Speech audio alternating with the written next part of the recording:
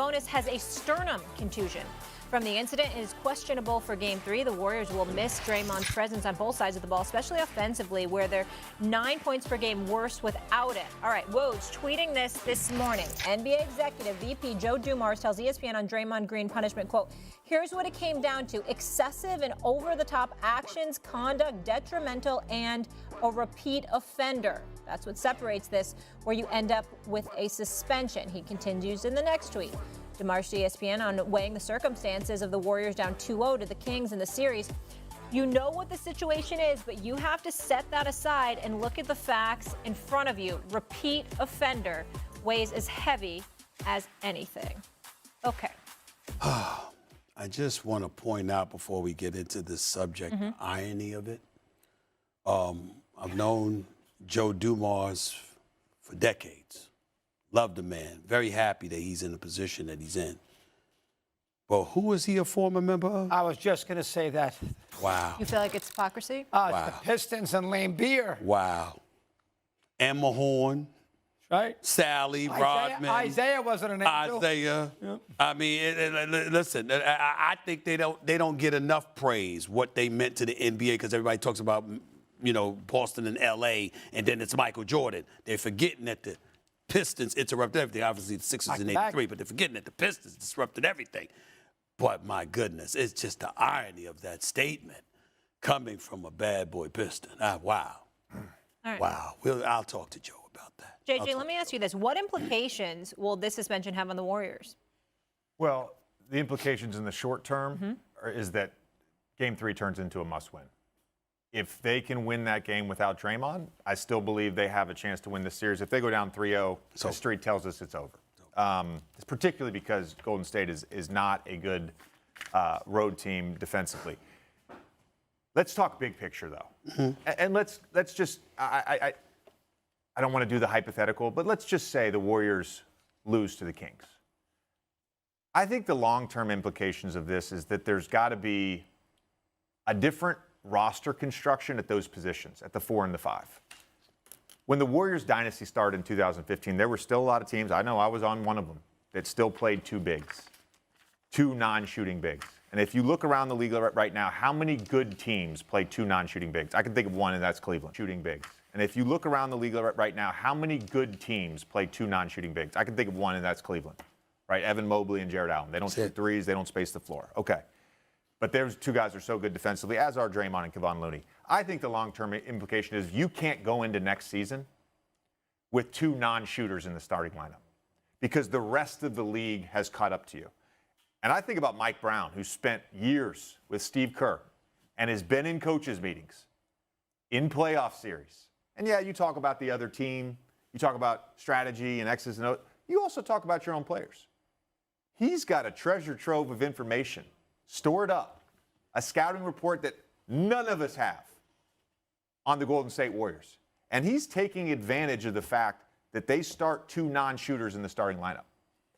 And we've seen that bear out. It's putting too much pressure. As good as Steph and Clay are, if you could be physical like the Kings have been, if you're going to allow that, it's putting too much pressure on them to make tough shots when you have two non-shooters in the starting lineup. I really believe that if they end up losing this series, there may be a change. And I don't know, I'm not saying it's going to be Draymond Green. I think Draymond Green is a Hall of Famer. He's one of the best defensive players ever. I think he's the best defensive player of our era. I think they should bring him back, sign him to a long-term deal. As long as Steph Curry's there, they've got a window to continue this run. But there's got to be a change. They need more shooting. As crazy as that sounds, they need more shooting. They need more spacing on the offensive end. There's nothing to disagree about with what you said, but you left a few things out.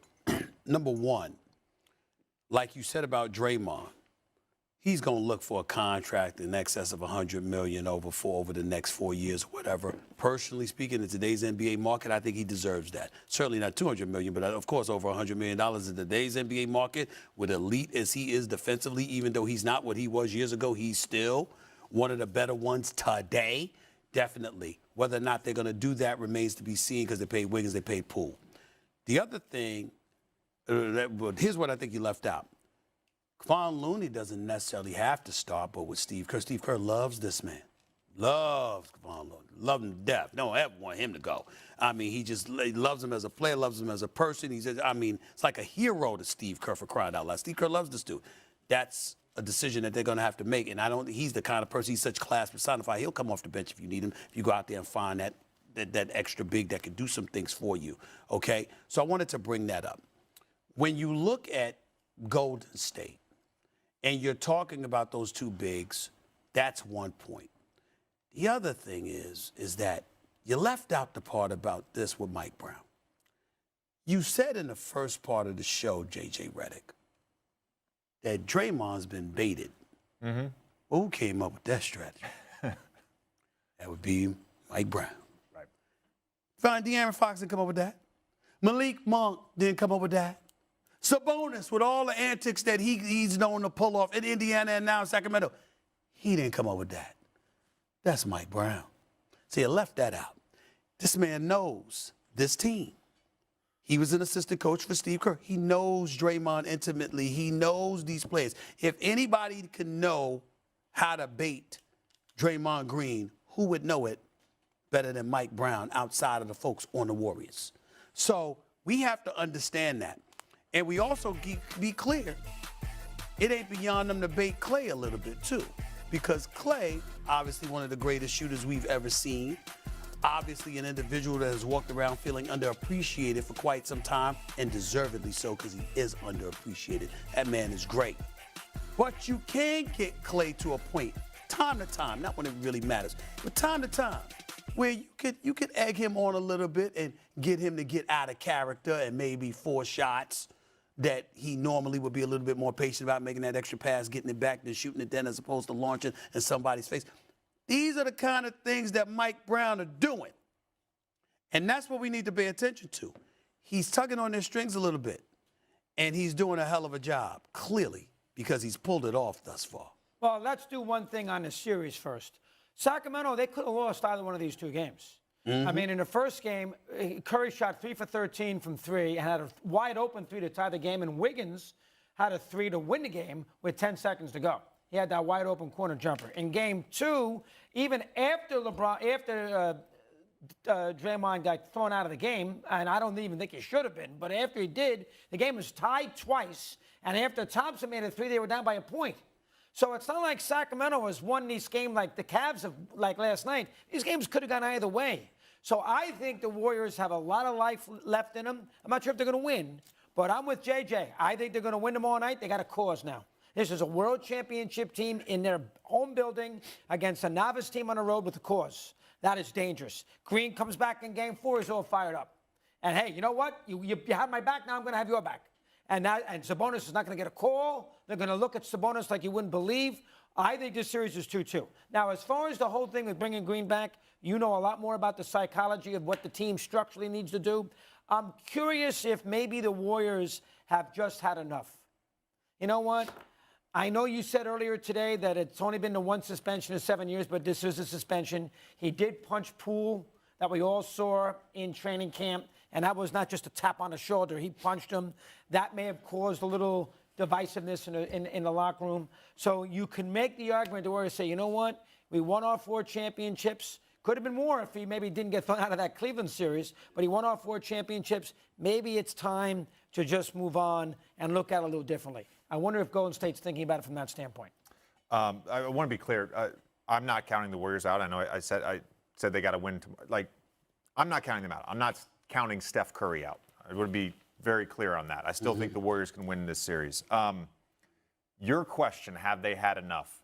The reality with Draymond, and we discussed this last year, is more contentiously than we are discussing this today. The reality is with Draymond is that he has always towed the line between just aggressiveness, over-the-top antics, and competitiveness and basketball play.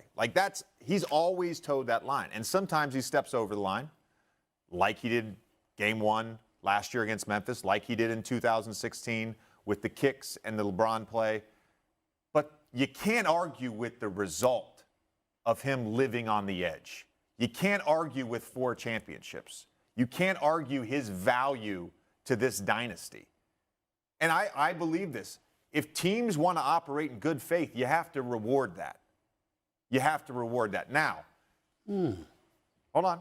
Now, when you were talking about roster construction, I think one of the challenges, if we are talking moving, because I love Kevon Looney too. I think he's extremely underrated. One of the challenges going forward with this new CBA is this new the luxury tax penalties, and basically it's hard cap. You basically can go 2 years paying the luxury tax, and then it's so egregious the tax that you can't move beyond that. Joe Lacob obviously has shown that he will spend money, but I don't know that there's a Brook Lopez out there like when he signed in Milwaukee coming off his Lakers year for what was it, $3 million? Like that doesn't exist anymore. Right. But he was the perfect fit for Giannis, right? Playing alongside Giannis as a 5. Those guys just don't exist. Those guys are going to get paid. So really, you have to look at trading a player. I think is ultimately, you know, if it ends up that where you've got to rebuild the roster around Steph, Clay, and Draymond, it ultimately is going to you have to trade a player. Only thing that you said that I would challenge is that you don't only, and you're too smart not to know this, JJ. You don't only get paid for what you've done. You get paid because of what is projected you will do. If they're looking forward, you know, all of these years that Draymond has been playing, and I support him getting that contract extension. Let me be very, very clear. I hope he gets it with Golden State. But understand, you didn't play for free all of those years you were winning. You got paid then. You got contract extension. And now they got to project what you're going to do 3, 4, 5 years down the road if that's what you're signing for. And this is where I'll challenge on something you said earlier, which is that Draymond is not as good defensively as he once was. But he's still better than most. Draymond Green will make All-NBA defense this year. Yeah, he's still better than most. Anybody else on the Warriors had a good defensive year. No, I'm only saying when you pay him, if you sign him for 4 years, if you Golden State, you're looking at what he's going to do for you for the next 3 to 4 years. It ain't just about what you did. That's the only point that I'm making. You know that. All right. As far as the suspension, Joe Dumars is going to join Malika and the crew on NBA